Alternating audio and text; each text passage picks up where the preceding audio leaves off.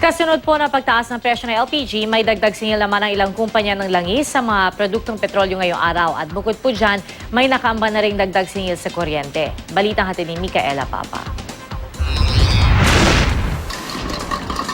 Malamig nga ang simoy ng hangin pero mainit naman ang dugo ng mga consumer sa sunod-sunod na dagdag singil ngayong Kapaskuhan.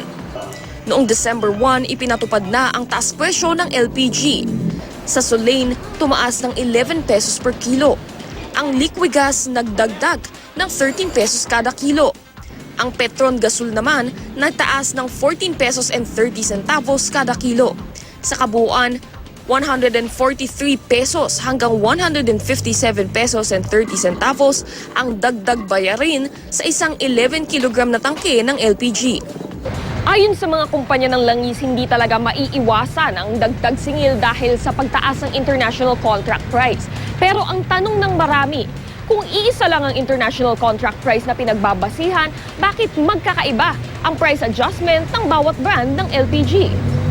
Ayon sa DOE, nagkakatalo lang ang pagkakaiba ng presyo sa magkakaiba ring operational costs ng bawat kumpanya. Pero ang LPG Marketers Association o LPGMA hindi isinasantabi na maaring may pagbabaya o pananamantala na nagaganap sa panig ng oil companies. Kung kaya naman pinaiimbestigahan na raw nila sa Department of Energy ang ilang araw ng hindi pagbibigay ng produkto ng Petron at Pilipinas Shell sa mga nakakontrata nitong LPG dealers.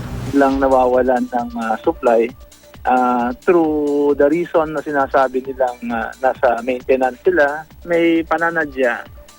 Kasama ho yun, may duda kami. Ngayong alas 6 naman ng umaga, magpapatupad din ang Petron ng price hike sa mga produktong petrolyo. Humanda rin daw sa pagtaas ng singil ng kuryente, kaugnay ng mas mataas na generation charges, dulot ng pag-shutdown ng Malampaya Power Plant ng isang buwan para sa scheduled maintenance. It's necessary to actually maintain Malampaya. Otherwise, pag nag-back down to, itong increase na ma-experience natin sa December, pag hindi maintain yung Malampaya, baka maging mas matagal pa. Ngunit ang magandang balita naman para sa mga nasalanta ng Bagyong Yolanda, inaasahang pagdating ng bisperas ng Pasko ay mapaiilawan na ang halos lahat ng apektadong lugar. Micaela Papa, GMA News.